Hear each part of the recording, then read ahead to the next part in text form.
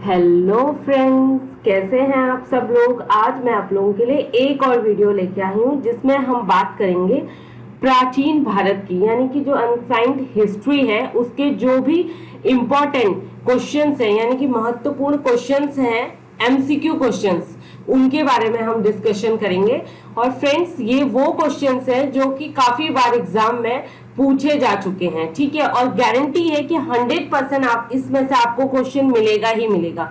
जो भी student SSC, CGL, CPO, CHSL, MP, PSC, UPSC या रेलवेज की या पीसीएस की एग्जाम की प्रिपरेशन कर रहे हैं, उन लोगों के लिए ये वीडियो काफी इंपॉर्टेंट है। तो फ्रेंड्स, इस वीडियो को लास्ट तक देखिएगा, ठीक है। अगर आपने स्टार्ट किया है तो एंड तक जरूर देखिएगा। चलिए स्टार्ट करते हैं। सबसे पहले है, राष्ट्रकूट वंश की स्थापना किसने करी थी, ठीक है। कौन वो शासक थे जिसने कि राष्ट्रकूट वंश की स्थापना करी।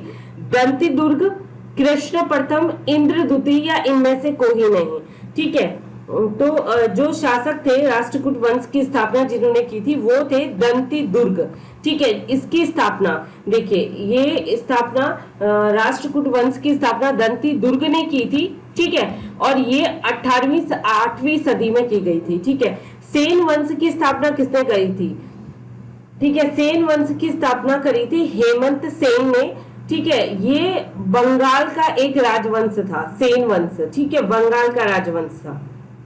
चलिए आगे बढ़ते हैं। कृष्ण प्रथम जो कि राष्ट्रकूट वंश का राजा था, उनमें इसने निम्नलिखित में से क्या बनवाया था। एलोरा के शिव मंदिर, अजंता की गुफाएं, एलोरा की गुफाएं या इनमें से कोई नहीं। एलोरा के शिव मंदिर, ठीक है। एलोरा के जो शिव जी के मंदिर हैं, एलोरा और अजंता की गुफाएं आप लोगों ने सुना होगा, ये महाराष्ट्र के औरंगाबाद जिले में आती हैं, ठीक है। और जो एलोरा की जो शिव मंदिर है वो बनाए थे कृष्णा प्रथम जो कि राष्ट्रकूट वंश का राजा था, ठीक है। ये क्वेश्चन एग्जाम में काफी बार पूछा जा चुका है। एंड वल्लभी काल किस काल को कहा जाता है। वल्लभी काल किस काल को कहा जाता है। वल्लभी काल गुप्त काल को कहा जाता था। किस काल को कहा जाता था, गुप्त काल को। आपको पता होगा कि जो गुप्त काल था, गुप्ता डायनेस्टी था, उस टाइम पे बोला जाता था कि भारत का गोल्डन पीरियड है, ठीक है। आगे है, भारत की रुई अन्य रुइयों से अधिक सफेद है, ये विचार किसका था। अलेक्जेंडर का, मैगस्थनीज का, हीरोडोटस का या इनमें से कोई नहीं। ये विचार था मैगस्थनीज का, ठीक है। मैगस्थनीज जो कि सेल्यूकस के द्वारा नियुक्त किए गए चंद्रगुप्त मौर्य के दरबार के राजदूत थे। और मैगस्थनीज जिन्होंने की इंडिका नामक पुस्तक लिखी थी जिसमें उन्होंने चंद्रगुप्त मौर्य के शासन के बारे में, उनकी आर्थिक स्थिति, आर्थिक एडमिनिस्ट्रेशन और आप बोल सकते हैं कि राजनीतिक गतिविधियां, सारी चीजों का वर्णन बहुत ही अच्छे तरीके से किया है, ठीक है। और ये सेल्यूकस निकेटर, ठीक है, उसके सेल्यूकस निकेटर के द्वारा, सेल्यूकस निकेटर जो कि अलेक्जेंडर का जनरल था। अलेक्जेंडर यानी कि सिकंदर महान, सिकंदर महान ने जो भारत में जीता हुआ राज्य था उसके लिए एक जनरल नियुक्ति किया था जिसका नाम था सेल्यूकस निकेटर, ठीक है। तो सेल्यूकस निकेटर की बेटी जिसका नाम हेलेना था, उसकी शादी हुई थी चंद्रगुप्त मौर्य के साथ, ठीक है।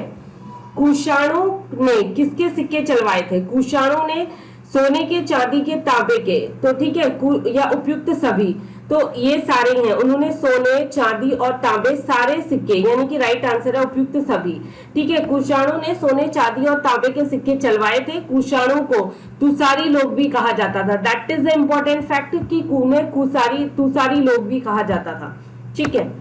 नेक्स्ट है, अभिधम में कथावथु के बारे में किसने लिखा है। अश्वघोष ने, महाकश्यप ने या मोगली पुत्र तिस्स ने, इनमें से कोई नहीं, ठीक है। अभिधम के बारे में लिखा है ये मोगली पुत्र तिस्म ने, ठीक है।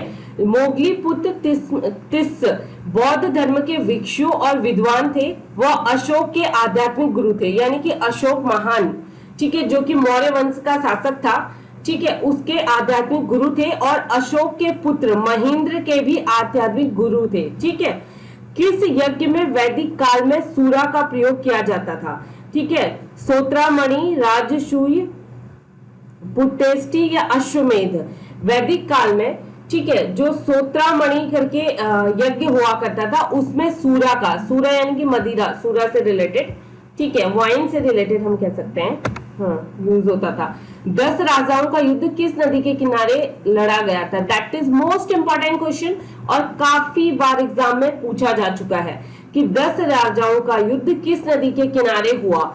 ये थी 10 राजाओं का युद्ध जो हुआ था वो थी पुरुषणी नदी, ठीक है। और इसमें भरत जन के राजा सुदोष ने 10 राजाओं के संघ को हराया था। ये भी इंपॉर्टेंट है कि इन 10 राजाओं के संघ को किसने हराया था, वो थे भरत जन के राजा सुदास। सोमपुरी विश्वविद्यालय की स्थापना किसने करी थी? रामपाल, गोपाल, धर्मपाल। तो सोमपुरी की स्थापना करी थी धर्मपाल ने, ठीक है। धर्मपाल जो कि बंगाल के पाल वंशी राजा थे, ठीक है, पाल वंश के राजा थे। चलिए आगे बढ़ते हैं। नालंदा विश्वविद्यालय का विकास किसके काल में हुआ था? चंद्रगुप्त, स्कंदगुप्त या कुमारगुप्त या समुद्रगुप्त? तो जो नालंदा विश्वविद्यालय है जिसका जो विकास हुआ था वो हुआ था कि कुमारगुप्त के समय में, ठीक है। कुमारगुप्त जो कि गुप्त वंश का राजा था और चंद्रगुप्त विक्रमादित्य का पुत्र था, ठीक है। बौद्ध धर्म का कौन सा अंग मूर्ति पूजा में विश्वास नहीं करता है? ठीक है, बौद्ध धर्म का हीनयान, महायान, वज्रयान। राइट आंसर है हीनयान, यानी कि हीनयान जो कि बौद्ध धर्म की शिक्षाओं पर विश्वास करता है। हीनयान मूर्ति पूजा पर विश्वास नहीं करता है और ना ही यह विश्वास करता है कि बुद्ध भगवान थे। दैट इज इंपॉर्टेंट ऑल्सो, ये चीज बहुत इंपॉर्टेंट है, ठीक है। बौद्ध धर्म की शिक्षाओं के बारे में कौन सा ग्रंथ बताता है? ठीक है, बौद्ध धर्म की शिक्षाओं के बारे में हमें बताता है अभिधम पिटक, विनय पिटक या सूत पिटक इज द राइट आंसर, ठीक है। वह शासक जिसने एक सच्चे जैन मुनि की तरह उपवास के द्वार शरीर त्याग दिया कौन थे? बिंदुसार, अशोक या चंद्रगुप्त? चंद्रगुप्त जो कि मौर्य डायनेस्टी के संस्थापक थे, ठीक है। आपको पता होगा कि नंदा डायनेस्टी का जो संस्थापक था धनानंद, ठीक है, चाणक्य के साथ मिल करके चंद्रगुप्त मौर्य ने धनानंद को मार करके मगध पर अपना शासन स्थापित किया था और वहां से मौर्य डायनेस्टी की शुरुआत हुई थी, ठीक है फ्रेंड्स। आर्य भारत में कहां से आए थे? आर्य पश्चिम एशिया से, पूर्वी एशिया से और केंद्रीय एशिया से या दक्षिण एशिया से? राइट आंसर है केंद्रीय एशिया, लेकिन इस बारे में भी संशय की स्थिति बनी हुई है, ठीक है। कुछ लोग कहते हैं कि ये भारत के ही लोग थे, कुछ कहते हैं ये जंगली थे, कुछ कहते हैं ये यूरोप से आए थे। तो जो मोस्ट ऑफ थ्योरी है जिसमें पता चल मतलब कि जिसे माना गया है वो है सेंट्रल एशिया से, ठीक है। किस अवधि में रामायण और महाभारत की रचना हुई? सिंधु घाटी अवधि में, द्रविड़ अवधि में, वैदिक अवधि में या आर्य अवधि में? राइट आंसर है आर्य अवधि में। That is also most important question, बहुत बार पूछा जा चुका है। गुप्त समाज की स्थापना किसने की थी? गुप्त समाज की स्थापना हर्षवर्धन, चंद्रगुप्त, समुद्रगुप्त या ब्रहगुप्त? ठीक है, चंद्रगुप्त ने की थी। समुद्री व्यापार के संदर्भ में कताज व्यवस्था का उपयोग किसके द्वारा किया जाता था? डच, फ्रांसीसी, अंग्रेज या पुर्तगाली? जो कताज व्यवस्था थी जिसके संबंध में पुर्तगाली के द्वारा किया जाता था, ठीक है। इसके देखिए, कताज व्यवस्था का संबंध पुर्तगालियों के द्वारा समुद्री व्यापार के लिए जारी किए गए व्यापार लाइसेंस से है, ठीक है। ये जो कताज व्यवस्था है इसका संबंध जो कि पुर्तगालियों ने जारी किया था और व्यापार के यानी कि बिजनेस लाइसेंस से है। 20वीं शताब्दी में अंग्रेजों ने भी नेवी सर्ट नाम की व्यवस्था शुरू करी थी, ठीक है। That is also important friends. ये वीडियो बहुत इंपॉर्टेंट है आपके एग्जाम के पॉइंट ऑफ व्यू से। इसमें मैंने मोस्ट इंपॉर्टेंट क्वेश्चंस डाले हैं जो ऑलरेडी काफी बार यूपीएससी के एग्जाम में रिपीट हो चुके हैं, यूपीएससी और पीसीएस के एग्जाम में, ठीक है। तो इस वीडियो को एंड तक देखिएगा, ठीक है। भारत की पहली यूरोपीय बस्ती किस स्थान में स्थापित की गई थी? कोच्चि, चिनसुरा, सूरत या चेन्नई? ठीक है, ये कोच्चि में स्थापित की गई थी। जो यूरोपीय बस्ती थी कोच्चि में। केरल के एर्नाकुलम जिले में स्थित कोच्चि फोर्ट भारत की पहली यूरोपीय बस्ती थी। यह जल से घिरा हुआ स्थान है। यह कोच्चि के दक्षिण पश्चिम में स्थित है। देखिए मैंने, ठीक है, मेरा क्या रहता है कि मेरा ये मानना है कि आप एमसीक्यू करें, लेकिन आप एमसीक्यू के साथ उससे रिलेटेड जो इंपॉर्टेंट फैक्टर्स हैं उनकी भी आपको नॉलेज होनी चाहिए। ठीक है ना, क्योंकि एमसीक्यू आप कर रहे हैं, इट्स अ गुड, इससे रिलेटेड चीजों से भी क्वेश्चंस पुट अप किए जाते हैं, इसलिए जहां पे जरूरी है वहां पर मैंने उन्हें पूरा एक्सप्लेनेशन आपको किया है। ठीक है, पहला गुप्ता शासक जिसने सिक्के जारी किए थे, श्रीगुप्त, चंद्रगुप्त, समुद्रगुप्त या चंद्रगुप्त द्वितीय। तो पहला शासक जिसने कि सिक्के जारी किए थे वो था चंद्रगुप्त प्रथम। ठीक है गाइस, कुबलई खान द्वारा स्थापित राजधानी शहर दयोद किस पर स्थित है? समरकंद, बीजिंग या उलन बटोरा या आलमा अट्टा? ये है बीजिंग पर स्थित है। ठीक है, अमोघ वंश की स्थापना किस वंश से संबंधित था? राष्ट्रकूट, चोल, चेर या पांड्या? ठीक है, अमोघ वंश जो कि राष्ट्रकूट वंश का संस्थापक था, ठीक है, उससे रिलेटेड है।